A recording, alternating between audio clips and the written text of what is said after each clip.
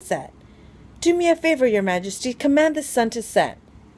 If I commanded a general to fly from one flower to the next like a butterfly, or to write a tragedy, or to turn into a seagull, and if the general did not carry out my command, which of us would be in the wrong, the general or me? You would be? Said the little prince quite firmly. Exactly. One must command from each what each can perform.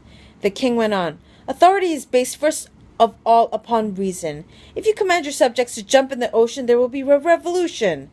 I am entitled to command obedience because my orders are reasonable. Then my sunset? Insisted the little prince, who never let go of a question once he asked it. You shall have your sunset. I shall command it, but I shall wait, according to my science of government, until conditions are favorable. And when will that be? Well, well, replied the king, first consulting a large calendar. Well, that will be around tonight, around 7:40, and you'll see how well I am obeyed. The little prince yawned. He regretted his lost sunset, and besides, he was already growing a little bored. I have nothing further to do here, he told the king. I'm going to be on my way. Do not leave, answered the king, who was so proud of having a subject. Do not leave. I shall make you my minister. A minister of what? Of justice. But there's no one here to judge. You never know, the king told him. I have not yet explored the whole of my realm. I am very old. I have no room for a carriage, and it wearies me to walk. Oh, but I've already seen for myself, said the little prince, leaning forward to glance one more time at the other side of the planet. There's no one over there either. Then you shall pass judgment on yourself, the king answered. That is the hardest thing of all. It is much harder to judge yourself than to judge others. If you succeed in judging yourself, it's because you are a truly wise man. But I can judge myself anywhere, said the little prince. I don't need to live here. Well, the king said, I have good reason to believe that there is an old rat living somewhere on my planet. I hear him at night. You could judge that old rat. From time to time you will condemn him to death. That way his life will depend on your justice. But you'll pardon him for each time for economy's sake. There's only one rat. I don't like condemning anyone to death, the little prince said, and now I think I'll be on my way. No, said the king.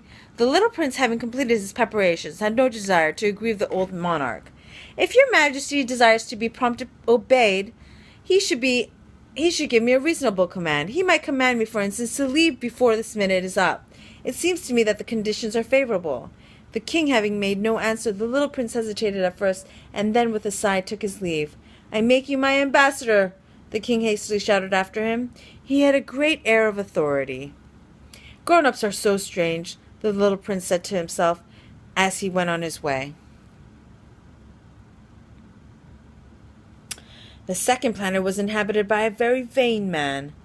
Ah, I visit from an admirer, he exclaimed when he caught sight of the little prince. Still at some distance. To vain men, people are admirers. Hello, said the little prince. That's a funny hat you're wearing.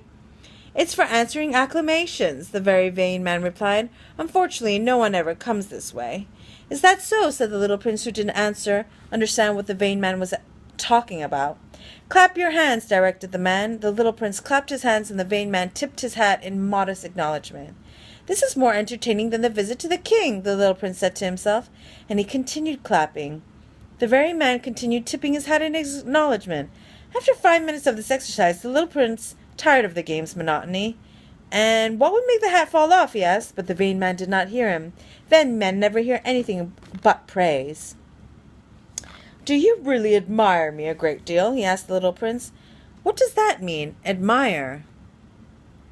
To admire means to acknowledge that I am the most handsomest, the best dressed, the richest, and the most intelligent man on the planet. But you're the only man on the planet. Do me this favor, admire me all the time. I admire you, said the little prince with a little shrug on his shoulder. But what is there about my admiration that interests you so much? And the little prince went on his way. Grown-ups are certainly very strange, he said to himself as he continued on his journey. I have read up to page 32. I will continue in the next video.